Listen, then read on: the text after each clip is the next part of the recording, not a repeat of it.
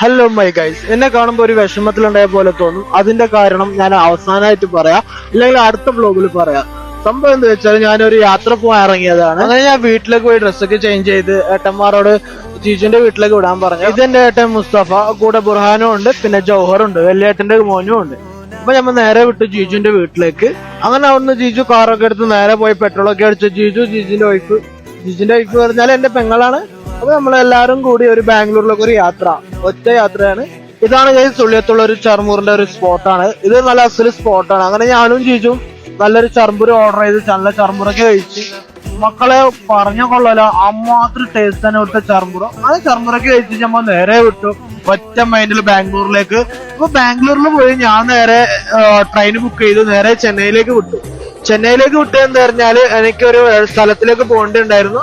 അതാ ഞാൻ നേരെ ചെന്നൈയിലേക്ക്. ഇങ്ങനെ ചെന്നൈ എല്ലാരും ചോദിക്കുന്നുണ്ട്, നീ എങ്ങനെ ഒറ്റക്കുള്ള യാത്ര എങ്ങനെയാണ് പോവാറത്?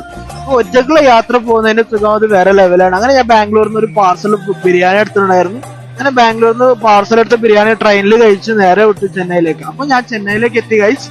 ഇവിടുന്ന് ഞാൻ അടുത്തൊരു സ്ഥലത്തിലേക്ക് പോകുന്നുണ്ട്. അപ്പൊ ഗൈസ് നിങ്ങൾ ഗസ് ചെയ്യുക ഞാൻ എവിടുത്തെ സ്ഥലമാണ് ഞാൻ പോകുന്നത്. അപ്പൊ നിങ്ങൾ കമന്റിൽ അറിയിക്കുക. അപ്പൊ ബൈ ഗൈസ്, ബാക്കി നാളെ ഫോളോ ആക്കാൻ മറക്കല്ലേ. മാസലാമ.